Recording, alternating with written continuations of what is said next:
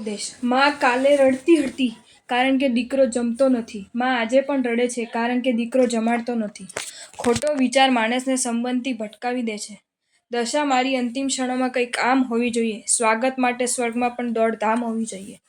માતા પિતાનું 5 પ્રકારે બહુમાન કરવું. તેઓ આવે ત્યારે ઊભા થઈ સામે જઈને સ્વાગત કરવું. તેમની ક્ષેમ કુશળતા પૂછવી. તેમની પાસે સ્થિરતાથી બેસવું. અયોગ્ય સ્થાને તેમનું નામ ન લેવું. તેમની નિંદા ન સાંભળવી.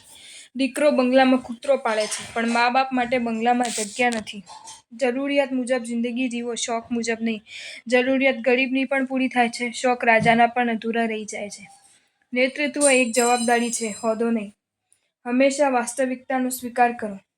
પરિશ્રમ વગર પરિણામ અને મહેનત વિના પ્રગતિ અશક્ય.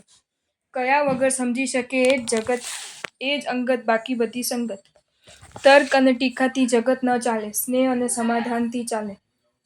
માણસ પોતાનો ઘમંડ સારા સમય બતાવે છે, પણ એનું પરિણામ એને તેના ખરાબ સમયમાં ભોગવવું પડે છે. 2 વ્યક્તિ ગૂંચવાય એ નહીં, પરંતુ 2 વ્યક્તિ ગૂંથાય એ સાચો સંબંધ. ખુદને ખરાબ કહેવાની હિંમત હોતી નથી, તેથી જ બધા કહે છે જમાનો ખરાબ છે. હંમેશા આનંદમાં રહેવું હોય તો યાદ રાખવાનું હોય તે ભૂલી ના જાઓ, ભૂલી જવાનું હોય તે યાદ ન રાખો. વિચાર વગરનો અભ્યાસ મિથ્યા છે, અભ્યાસ વગરનો વિચાર જોખમી છે. સંસારની બધી કડવાશ અને ખારાશનું મૂળ છે અભિમાન. ક્રોધ પ્રીતિનો નાશ કરે છે, માન વિનયનો નાશ કરે છે, માયા મિત્રતાનો નાશ કરે છે અને લોભ સર્વનો નાશ કરે છે. જ્યાં સુધી ઈચ્છા છે ત્યાં સુધી ચિંતા છે, અને ચિંતા છે ત્યાં સુધી ઉદ્વેગ અને ઉદાસીનતા છે. જિંદગીની અમૂલ્ય પલોને આળસ અને આરામમાં બરબાદ ન કરો. ઊંઘવા માટે કબરમાં ઘણો સમય મળવાનો છે. આત્મસન્માન અને ગૌરવ જળવાય ત્યાં દિલની વાત કરજો. પ્રારબ્ધ વિના પુરુષાર્થ નબળો છે અને પુરુષાર્થ વગર પ્રારબ્ધ પાંગળું છે. એક મોટી તક આવી પહોંચે તેની રાહ જોઈને બેસી રહેવાને બદલે નાની તકોને ઝડપી લેવાથી આપણને મુકામે ઝડપથી પહોંચીશું.